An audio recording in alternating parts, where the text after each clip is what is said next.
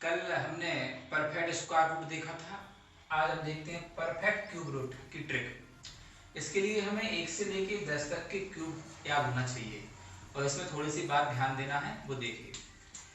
इसमें मुख्य रूप से दोस्तों हमें 2 पर ध्यान देना है कि 1 का क्यूब तो 1 होता है, 2 का क्यूब 8 होता है, 3 का क्यूब 27 होता है, 4 का क्यूब 64 होता है, हमें पता है। बस इसमें याद रखना है 2, 8, 3 और 7। जो 2 का क्यूब के लास्ट में आता है आपका 8, वही 8 के क्यूब के लास्ट में आता है 2। यहाँ देखिए दोस्तों, जो 3 के क्यूब में आता है लास्ट में इकाई का अंक 7, वही 7 के क्यूब में आता है 3 इकाई का अंक। आप देख लीजिए बाकी सब सेम होते हैं। 4 के क्यूब में 4 आएगा, 5 के में 5, 6 के में 6। इसलिए हमें केवल इतना याद रखना है 2 का 8, 3 का 7, 8 का 2, 7 का 3। ये हमारे लिए हेल्पफुल है। दूसरी चीज ध्यान दीजिए, एग्जाम्पल से समझते हैं। अगर 5832 का क्यूब रूट निकालना है तो सबसे पहले इसका इकाई का अंक देखेंगे कितना है दोस्तों, 2 है। 2 और हमें मालूम है 2 यदि इकाई का अंक है प्रश्न का तो आंसर का इकाई का अंक कितना हो जाता है, 2 है तो आंसर का इकाई का अंक हो जाएगा 8। सबसे पहले यहाँ लिख लीजिए 8 लिखने के बाद यहाँ से 3 डिजिट का कोई महत्व नहीं है, केवल 5 का महत्व है। तो 5 से छोटा या 5 के बराबर का हमें घन देखना है। तो देखा हमने 2 का घन होता है दोस्तों 8, जो 5 से ज्यादा है। तो अब बचा उससे छोटा कौन सा, 1। तो वो 1 हम ले लेंगे और हमारा आंसर आ जाएगा 18, यानी 18 का ये क्यूब रूट बनेगा। इसका क्यूब रूट 18 है और 18 का क्यूब है 5832।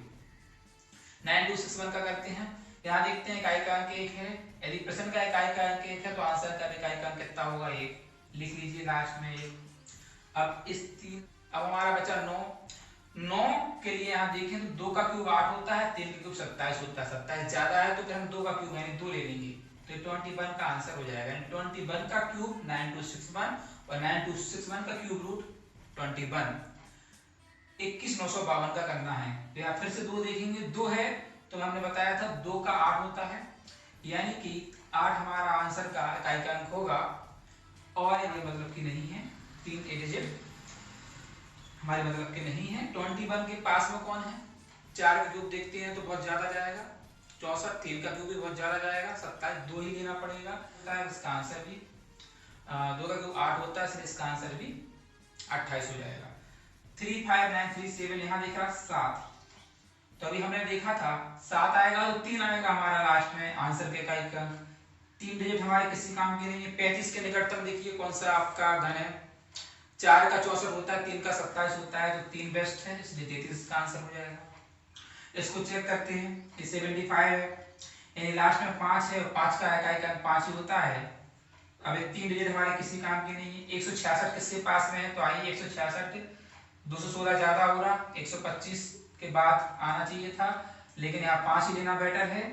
क्यों बेटर है, क्योंकि इससे ज्यादा हो रहा था। 55 का एक क्यूब है, 830 584 का देखना है। यहाँ पर 4 देखेंगे, 4 का इकाई का अंक 4 है, तो यहाँ आंसर का इकाई का अंक कितना होगा, 4 होगा। 3 डिजिट यहाँ से किसी काम के नहीं। अगले 3 देखेंगे, 830 देखिए किसके समीप है, 1000 से छोटे हैं, 729 से बड़े हैं, यानी 9 का क्यूब ठीक है यहाँ, यानी 9 ले लेंगे। 94 इसका क्यूब बन जाएगा 144289397। तो यहाँ पर देखेंगे 7 का कितना होता है, हमेशा याद रखना 3, और यहाँ से 3 अंक हम हटाएंगे तो 1442 आता है। 1442 किसके पास में दोस्तों, थोड़ा सा और याद करेंगे हम, तो 11 का क्यूब 1331 होता है और 12 का होता है उससे ज्यादा, लेकिन 1331 इसके समीप है, तो हम 11 ही ले लेंगे, हमारा आंसर 113 आ जाएगा। और ये वाला छूट गया था, इसको देखते हैं। यहाँ पर 8 है, 8 का कितना होता है लास्ट में, 2, 3 यहाँ से हम हटा लेंगे। 1061 1000 के आसपास आता है, तो हम यहाँ 1000 किसका है, 10 का क्यूब है, तो यहाँ 10 ले लेंगे, तो आ जाएगा 102। तो इस तरीके से हम मात्र 1 से 10 तक के क्यूब याद कर लें तो कम से कम 7 अंकों तक के क्यूब रूट बहुत आसानी से निकाल सकते हैं दोस्तों। इससे ज्यादा के निकालना है तो इससे बड़े थोड़े क्यूब और याद कर लेंगे।